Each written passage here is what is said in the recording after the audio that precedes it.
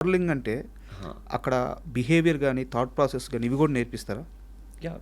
అంటే ఒక సిట్యుయేషన్ మనం ఎలా హ్యాండిల్ చేయాలి? ఆబ్వియస్లీ బాడీ లాంగ్వేజ్ ఉంటది. సెల్ఫ్ కాన్ఫిడెన్స్ ఎలా బిల్డ్ చేసుకోవాలి అన్నీ ఉంటాయన్నమాట. సో, అవే మిమ్మల్ని రాటు తెలిసింది. ఎందుకంటే ఇప్పుడు మీరు 'ఉదయ్ కిరణ్' గారి విషయంలో ఏవైతే చెప్పారో హ్మ్. అవన్నీ గూడా మీరు లైఫ్‌లో మీరు కూడా చూసారు. యాహ్! యాహ్! యాహ్! ఆ క్రేజు చూసారు. డౌన్‌ఫాలు చూసారు. బట్ మళ్ళీ రైజ్ అవుతున్నారు. సో, ఇక్కడెక్కడా గూడా మీరు ఎక్కడ చలించలేదు. ఎక్కడా గూడా మీరు సెకండ్ థాట్ తీసుకోలేదు. సో, ఎక్కడ ఎదగాలో అక్కడ ఎదుగుతూ పోయారు. ఎక్కడ కష్టపడాలో అక్కడ కష్టపడుతూ వచ్చారు. సో, 'ఉదయ్ కిరణ్' గారు తీసుకునే ఆ డిసిషన్ తీసుకునేదానికి, మీరు తీసుకోకపోవడానికి రెండిటి మధ్య వ్యత్యాసం అంటే ఆ మైండ్ సెట్‌లో ఉన్న మార్పేంటి? సీ ఇప్పుడు యాజ్ ఎ పర్సన్ మీరు చెప్తే నమ్మరు గానీ, ఫేమ్ ఉన్నప్పుడు యూజువల్‌గా కొంతమంది చాలా పనులు వదిలేసుకుంటారు యాక్చువల్‌గా. సార్. మా వైఫ్ ఎప్పుడు నాతో ఫైట్ చేస్తూ ఉంటది. ఆ కాస్టింగ్ జోలికి వెళ్ళొద్దు. కాస్టింగ్‌ని ఆపేయండి. హ్మ్. ఆ కాస్టింగ్ అనే దాన్ని నేను తట్టుకోలేను. Okay. Stop that. As a యాక్టర్గా మీరు ఆల్రెడీ చాలా అచీవ్ చేశారు. యాజ్ ఎ మోడల్గా అచీవ్ చేశారు. యాజ్ ఎ సక్సెస్ఫుల్ పర్సన్గా చాలా అచీవ్ చేశారు.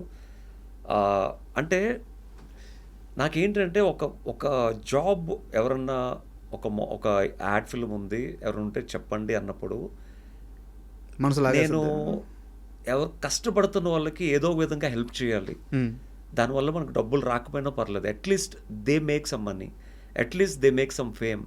అట్లీస్ట్ మనల్ని నమ్ముకోకపోయినా వాళ్ళు ఎంతో కొంత కష్టపడి ఈ పొజిషన్కి వచ్చారు. సో మనకు వచ్చిన ఆపర్చునిటీని మిస్ చేయకుండా వాళ్ళకి హెల్ప్ చేస్తే అట్లీస్ట్ వాళ్ళు హ్యాపీగా ఫీల్ అవుతారు అని ఒక నమ్మకంతోనే చాలాసార్లు చాలామందికి హెల్ప్ చేయడం జరిగింది. ఇప్పుడున్న చాలామంది పెద్ద పెద్ద హీరోస్ కూడా నేను తెలిసి తెలియకుండానే ఇప్పుడు ఎవరన్నా యాడ్ ఫిల్మ్కి లేకపోతే ఎవరన్నా షోకి హోస్ట్గా అడిగితే నేను ఒక పేరుని సజెస్ట్ చేసిన షోలు వాళ్ళు ఆ షోతోనే చాలా టాప్ పాపులర్ లెవెల్కి అవును.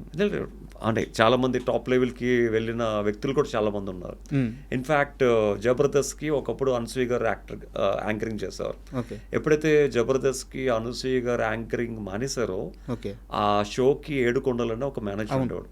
హీ కాల్ మీ ఎవరన్నా యాంకర్ ఉంటే సజెస్ట్ చేయండి అని. హ్మ్. ఐ సజెస్టెడ్ వైజాగ్ నుంచి వచ్చిన నా ఫ్రెండ్ రష్మిన్ అనమాట. వావ్! సో ఆ తర్వాత నెంబర్ ఇస్తే తను ఆవిడికి ఫోన్ చేయడం జరిగింది. ఓకే. సో తను ఆడిషన్ చేశారు. తను సెలెక్ట్ అయింది. She became a Jabardasth anchor. కనీసం నేను తనకి నెంబర్ ఇచ్చిన విషయం కూడా తనకి తెలియదు యాక్చువల్గా. నేను ఎప్పుడు చెప్పుకోలేదు. అవునా? నేను ఎప్పుడు చెప్పుకోలేదు. మేబీ తనేమనుకుంటుంది నాకు మేనేజర్ ఫోన్ చేశాడు. ఓకే. నాకు ఆడిషన్ పిలిచాడు. ఆడిషన్లో ప్రూవ్ చేసుకున్నాను. నాకు జబర్దస్త్ షో వచ్చింది. కానీ ఆ నెంబర్ ఇచ్చిన ఏ వ్యక్తి ఎవరని తనకి అడగాల్సిన అవసరం లేదు. తిరిగి కూడా చెప్పాల్సిన అవసరం లేదు. హ్మ్. ఎందుకంటే he wants to take that credit. నేనే మీకు ఫోన్ చేశానని. So he want reveal my name. So obviously మనకు అవసరం కూడా లేదు నేనే వెళ్ళి చెప్పాను అని. అలాగే చాలామందికి చాలా రకాలుగా నేను హెల్ప్ చేశాను నా పేరు చెప్పుకోకుండానే. సో, ఇక్కడ దొరికారు మీరు. అంటే చెప్పాల్సి వచ్చింది కాబట్టి ఐ టోల్డ్ యూ. అడుగుతున్నాను అంతే. ఎందుకు కౌశల్‌కి ఛాన్సులు రావట్లేదు? అంటే కోరుకున్న ఛాన్సులు ఇండస్ట్రీ అంటే ఇక్కడ దొరికారు మీరు. చేసే మంచి చేసినప్పుడు చెప్పుకోవడానికి ఏం సార్? ఇండస్ట్రీలో చేయని మంచిని కూడా చేసామని చెప్పుకునే మనుషులు అంటే ఉన్నప్పుడు ఇప్పుడు నేను చేశానంటే మీరు చేశారా అన్న క్వశ్చన్ మార్క్ నాకు వద్దు యాక్చువల్గా. హ్మ్. నేను చేసినా చేయకపోయినా మీకు నా వల్ల మంచి జరిగింది. మీ లైఫ్ సెటిల్ అయింది. That's enough for me. నేను చేశానా చేయలేదా అన్నది దేవుడు తెలుసు, నాకు తెలుసు. ఇంకా మీకు తెలియాల్సిన అవసరం లేదు. అంటే అంటే అంటే whether it's true or false I don't know. My hand is very very lucky for others. అవును. My hand is not lucky for me. Okay. నా దగ్గర ఫస్ట్ యాడ్ ఫిల్మ్ చేసిన వాళ్ళు కానీ ఫస్ట్ ర్యాంప్ షో చేసిన వాళ్ళు కానీ టాప్ స్టేజ్లో ఉంటారు యాక్చువల్లీ. ఇప్పుడు తమన్నా గారు ఫస్ట్ యాడ్ ఫిల్మ్ డైరెక్ట్ చేసింది. Second third ad film direct చేసింది అవును. నేనే. మీరు హ్యాపీ డేస్ తర్వాత అనుకుంటాను. హ్యాపీ డేస్ తర్వాత భీమా సిమెంట్. అవును. సో అంటే మేబీ ఐ థింక్ ఆ క్రెడిట్ నేనే అని చెప్పక్కర్లేదు. I'm saying my hand is lucky for others. That is for sure actually. And మీ మీద ఉన్న నాకు ఒక కంప్లైంట్ ఏంటంటే 220 పైగా మీరు యాడ్ షూట్స్ తీశారు. అండ్ ఒకానొక టైంలో మీకోసం మీరు ప్రొడ్యూస్ చేసుకునే కెపాసిటీ కూడా మీకు వచ్చిందని నేను అనుకుంటున్నాను. ఒక చిన్న సినిమా అయినా సరే. వచ్చింది 100%. సో, ఎందుకు అక్కడ మీరు సీరియస్‌గా ట్రై చేయలేదు? ఒకరిని నమ్ముకునే బదులు నా దగ్గర ఆల్రెడీ స్కిల్ ఉంది. దేవుడిచ్చిన మంచి ఒక రూపం ఉంది, ఒక ఫేమ్ వచ్చింది, ఒక ప్రొడ్యూస్ చేసుకోగల కెపాసిటీ ఇప్పుడు వచ్చింది. సో నేనే ఎందుకు ట్రై చేయకూడదు అని చెప్పేసి మిమ్మల్ని వేరే లెవెల్లో ఎస్టాబ్లిష్ చేసుకోవడానికి మీరు ఎందుకు ప్రయత్నం చేయలేదు?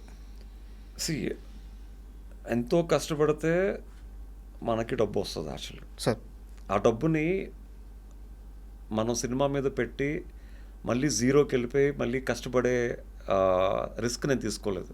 ఓకే. ఎందుకంటే సీజన్ 1 విన్నర్ శివబాలాజీ గారు తనకు వచ్చిన డబ్బు మొత్తం తన సినిమా మీద పెట్టి జీరో అయిపోయింది యాక్చువల్గా. సార్ తను ఒక సినిమా తీశారు గీతే కనకాల గారితో, ఇద్దరు ఫ్రెండ్స్గా యాక్చువల్గా. ఓకే. సో ఆ ఫిలిం పెద్దగా ఆడలేదు యాక్చువల్గా. సో మళ్ళీ నేను అదే రిస్క్ తీసుకుని మళ్ళీ నేను కూడా సినిమా తీసి మళ్ళీ నా ఫ్యామిలీ కోసం కష్టపడి సంపాదించుకున్న డబ్బుని మళ్ళీ నేను I don't to spoil it.